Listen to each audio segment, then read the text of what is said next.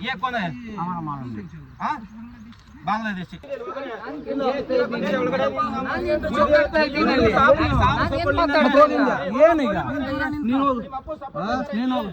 बांग्ला से कौन सा गांव से? वो छोड़नखोला रांझा थाना। बांग्ला से कौन सा गांव से? थाना रांझा, छोड़नखोला रांझा थाना। आप बांग्लादेश से? हाँ। कितना महीना हो गया इधर पे आके? इधर है 1982 से आया। नहीं, आपको इधर कर्नाटक का आईडी कार्ड बनाया ना? कर्नाटक का है। क्यों बनाया? इधर का बनाते तो ड्राइविंग लाइसेंस कहाँ करे सो घर कौन सा ನೋಡಿ ಪ್ರಾಬ್ಲಮ್ ಈಗ ಒಂದು ಕನ್ನಡದನ ಆಗೋದಾ आपको कन्नड़ आता है? 15 साल से मालूम होता है 15 साल से तो आईडी बना सकता है कर्नाटक का कन्नड़ कुछ नहीं गाड़ी चलाता तो इधर का लाइसेंस चाहिए कर्नाटक का आईडी कार्ड क्यों बनाता है? लोकल आईडी करने का पहले रेंटल अग्रीमेंट देना और रेंटल अग्रीमेंट कौन दिया तुमको घर रहता ना तुम्हें उसका कौन ಇದೆಲ್ಲ ಫೇಕ್ ಮಾಡ್ತಾರೆ ನಾನು ಆ ಸ್ಟೇಷನ್ಗೆ ಹೋದೆ ಆ ಸ್ಟೇಷನ್ ಕಾಡ್ಗೋಡಿಗೆ ಬರುತ್ತೆ ಕಾಡ್ಗೋಡಿಗೆ ಹೋಗಿ ಅಂದ್ರು ಇಲ್ಲ ಅವನಲ್ಲ ಈ 3 ಜನ ಹಿಂದೆ ಬನ್ನಿ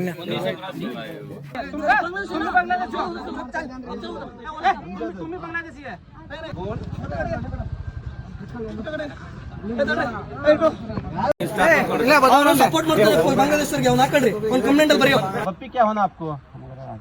तुम्हारा लड़का बप्पी ನೋಡಿ ಬಪ್ಪಿ ಇವ್ರ ಮಗ ಅಂತ ಬಪ್ಪಿ ಬಾಂಗ್ಲಾದೇಶ ಅವನ ಐಡಿ ಕಾರ್ಡ್ ನಮ್ಮ ಹತ್ರ ಇದೆ ಇವರೆಲ್ಲ ಎಷ್ಟು ಅಕ್ರಮ ಕೆಲಸದಲ್ಲಿ ಭಾಗಿಯಾಗಿದ್ದಾರೆ ಇವರು ಏನೇನು ಕೆಲಸ ಮಾಡ್ತಾ ಇದಾರೆ ಗಾಂಜಾ ಮಾಡ್ತಾ ಇದಾರೆ ಮಕ್ಕಳು ಕಳ್ತನ ಮಾಡ್ತಾ ಇದಾರೆ ಹಿಂದೂ ದೇವಾಲಯಗಳನ್ನ ಕಳ್ತನ ಮಾಡ್ತಾ ಇದಾರೆ ಈ ನಮ್ಮ ಮಕ್ಕಳು ಈ ನಮ್ಮ ಭಾರತ ದೇಶಕ್ಕೆ ಇವರಿಂದ ತುಂಬಾ ದೊಡ್ಡ ಅಪಾಯ ಇದೆ ಹಿಂದಿಲ್ಲ ನಾಳೆ ಇವ್ರನ್ನ ನಾವು ಎಲ್ಲಾ ಕಾರ್ಯಕರ್ತರಾಗ್ಲಿ ಎಲ್ಲ ನಮ್ಮ ಭಾರತ ದೇಶದವರು ಇವರನ್ನ ಒದ್ದು ಓಡಿಸ್ಬೇಕು ಇಲ್ಲಿಂದ ಹಾಗೆ ಓಡಿಸ್ಬಾರ್ದು ನಮ್ಮ ಸರ್ಕಾರಕ್ಕೆ ಹೇಳೋದೇನಂದ್ರೆ ನೋಡಿ ಇನ್ನು ಎಷ್ಟು ಜನ ಬಾಂಗ್ಲಾದೇಶ ಇದಾರೆ ಪ್ರಿಯಾಂಕಾ ಖರ್ಗೆ ಅವರಿಗೆ ನಿಮ್ ಕೈ ಮುಗಿದು ಕೇಳ್ಕೊಂತ ಇದ್ದೀನಿ ನಿಮಗೆ ಪುನೀತ್ ಕೆರೆಯಲ್ಲಿ ಒಬ್ಬನೇ ಸಿಗ್ತಾನ ಮಂತ್ರಾಲಯ ಹೋಗಿ ಮನೆಗೆ ಹೋಗಿ ಕಾರ್ ತಗೊಂಡು ಹುಡುಕಿ ಅವ್ರ ಮನೆ ಹೋಗ್ಬಿಟ್ಟು ಎಷ್ಟು ಜನ ಬಾಂಗ್ಲಾದೇಶವ್ರು ಇದಾರೆ ಇವ್ರಿಗೆ ಹಿಡಿದ್ರಿ ದೇಶ ಅಪಾಯದಲ್ಲಿ ಆಗ್ತಾ ಇದೆ ನಮ್ಮ ರಾಜ್ಯ ಅಪಾಯ ಆಗ್ತಾ ಇದೆ ಇವ್ರಿಗೆ ಹಿಡಿದ್ರೆ ಒಳ್ಳೇದಾಗುತ್ತೆ ಪುನೀತ್ ಕೆರೆಯಲ್ಲಿ ಏನ್ ತಪ್ಪು ಮಾಡ್ತಾ ಇದ್ದಾನ ಅವನು ಏನೇನು ದೇಶದ್ರೋಹಿ ಕೆಲಸ ಮಾಡ್ತಾ ಇದ್ದಾನ ಯಾರೇನು ತೊಂದರೆ ಕೊಡ್ತಾ ಇದ್ದಾನ ಅವನ್ ಹಿಂದೆ ಹೋಗ್ತಿರಲ್ಲ ಪ್ರಿಯಾಂಕಾ ಖರ್ಗೆ ಅವರೇ ನೋಡಿ ಎಷ್ಟು ಜನ ಅಕ್ರಮವಾಗಿ ನಮ್ಮ ದೇಶದಲ್ಲಿ ನುಸುಳುಕೋರು ನಮ್ಮ ರಾಜ್ಯದಲ್ಲಿ ಎಷ್ಟು ಜನ ನುಸುಳುಕೋರು ಇದಾರ ಇವ್ರಿಗೆ ಹಿಡಿದ್ರೆ ಅಟ್ಲೀಸ್ಟ್ ನಮ್ಮ ರಾಜ್ಯ ಆದ್ರೂ ಸೇಫ್ ಆಗಿರುತ್ತೆ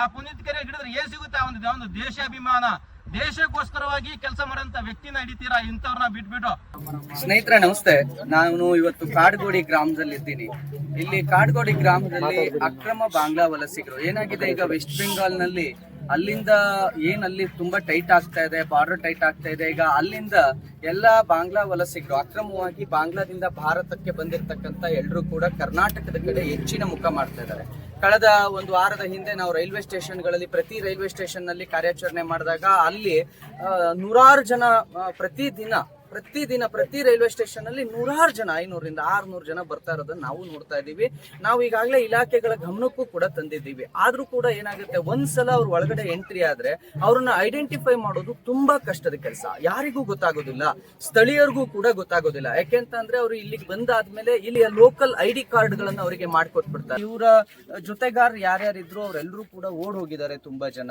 ಅಂದ್ರೆ ಅವ್ರನ್ನ ಹಿಡಿಲಿಕ್ಕೆ ಬಹಳ ಕಷ್ಟವಾಗುತ್ತೆ ನಾನು ಪ್ರತಿಯೊಬ್ಬರಲ್ಲೂ ಅಂದ್ರೆ ಕರ್ನಾಟಕದಲ್ಲಿ ಇರ್ತಕ್ಕಂತ ಪ್ರತಿಯೊಬ್ಬರಲ್ಲೂ ನಾನು ಕೇಳ್ಕೊಳ್ತಾ ಇರೋದು ದಯವಿಟ್ಟು ನೀವು ನಿಮ್ಮ ಜಾಗದಲ್ಲಿ ಅವ್ರು ಇದ್ದಾಗ ಅವ್ರ ಬಗ್ಗೆ ಅವ್ರು ಯಾರಿದ್ದಾರೆ ಎಲ್ಲಿಯವರು ನೀವು ನೋಡ್ಬೇಕು ಅಂದ್ರೆ ಚೀಪ್ ಲೇಬರ್ ಅನ್ನೋ ಅಣೆಪಟ್ಟಿಯನ್ನ ಇವ್ರು ಹೊತ್ಕೊಂಡಿರ್ತಾರೆ ಜಸ್ಟ್ ಚೀಪ್ ಲೇಬರ್ ಕಮ್ಮಿಗೆ ಸಿಗ್ತಾರೆ ಯಾಕೆ ಅಂತ ಅಂದ್ರೆ ಅವರಿಗೆ ಊಟ ಇಲ್ಲ ಬಟ್ಟೆ ಇಲ್ಲ ಬಾಂಗ್ಲಾದಲ್ಲಿ ಕಷ್ಟ ಇದೆ ಅದಕ್ಕೆ ಅವ್ರು ಬರ್ತಾರೆ ಸರಿ ಅವ್ರು ಇಲ್ಲಿಗೆ ಬಂದಾದ್ಮೇಲೆ ಪ್ರಾಬ್ಲಮ್ ಏನು ಅಂತಂದ್ರೆ ಇಲ್ಲಿ ಸರ್ಕಾರಕ್ಕೆ ₹1 ತೆರಿಗೆನೂ ಕಟ್ಟೋದಿಲ್ಲ ಇಲ್ಲಿಯ ಐಡೆಂಟಿಟಿ ಇರೋದಿಲ್ಲ ಆದ್ರೆ ಇಲ್ಲಿರ್ತಕ್ಕಂಥ ಪ್ರತಿಯೊಬ್ಬ ಭಾರತೀಯ ಮತ್ತು ಕನ್ನಡಿಗನ ಕೆಲಸವನ್ನ ಕಿತ್ಕೊಳ್ತಾರೆ ಚೀಪ್ ಲೇಬರ್ ಅತ್ಯಂತ ಕಡಿಮೆಯಲ್ಲಿ ಸಿಗುವ ಕೆಲಸಗಾರರು ಈ ರೀತಿ ಆದಾಗ ನಿಮ್ಮ ಭವಿಷ್ಯ ನಾಡಿನ ಭವಿಷ್ಯ ಎಲ್ಲಿಗೆ ಹೋಗುತ್ತೆ ಕನ್ನಡಿಗರ ಭವಿಷ್ಯ ಎಲ್ಲಿ ಹೋಗುತ್ತೆ ಇವತ್ತು ಎಲ್ಲ ಕ್ಯಾಬ್ ಡ್ರೈವರ್ಗಳಲ್ಲಿ 80% ಓಲಾ ಊಬರ್ ಅಲ್ಲಿ ಇರ್ತಕ್ಕಂಥ ಕ್ಯಾಬ್ ಡ್ರೈವರ್ಗಳು ವಲಸಿಗರು ನೀವು ಸೆಕ್ಯೂರಿಟಿ ಗಾರ್ಡ್ಗಳು ವಲಸಿಗರು ನೀವು ಮನೆ ಕೆಲ್ಸಕ್ಕೆ ಹೋಗುವಂತವ್ರು ವಲಸಿಗರು ಮತ್ತೆ ನೀವು ಕನ್ನಡಿಗರು ಏನ್ ಕೆಲಸ ಮಾಡ್ತೀರಿ ನಿಮಗೆ ಅಲ್ಲೆಲ್ಲಿಂದನೋ ಬಂದು ಇಲ್ಲಿ ಐಟಿ ಕಂಪನಿಗಳು ಬರ್ತಾವೆ ಅನ್ನೋದು ಅಷ್ಟೇ ಖುಷಿ ಆಗುತ್ತೆ ಹೊರತು ಐಟಿ ಕಂಪನಿಗಳು ಬಂದ್ಮೇಲೆ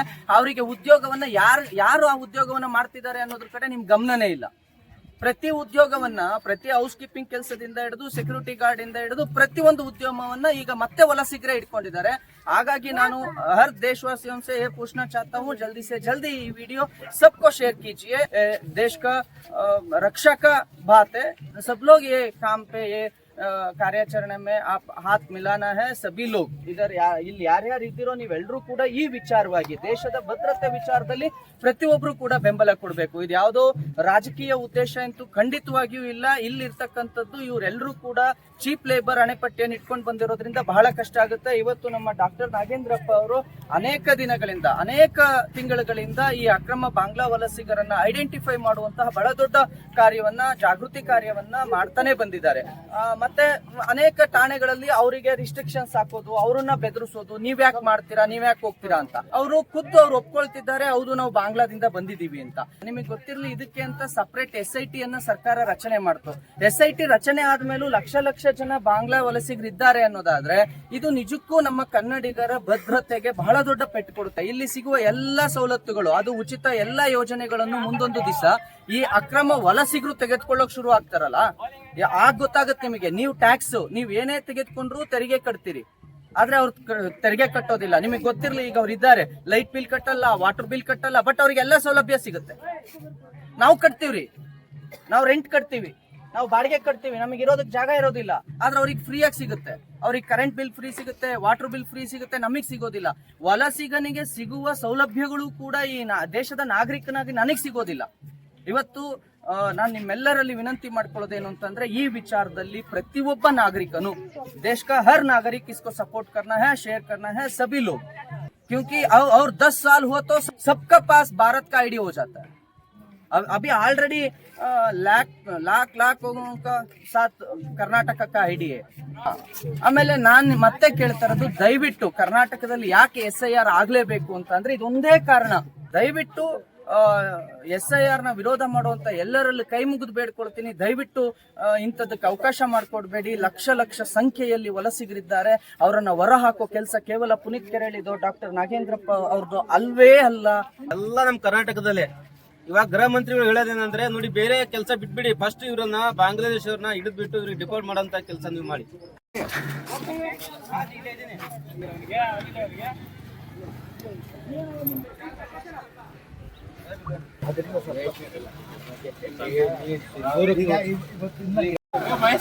ಇಲ್ಲೇ ಮಾತಾಡ್ಬಿಟ್ಟು ಕಳ್ಸೇ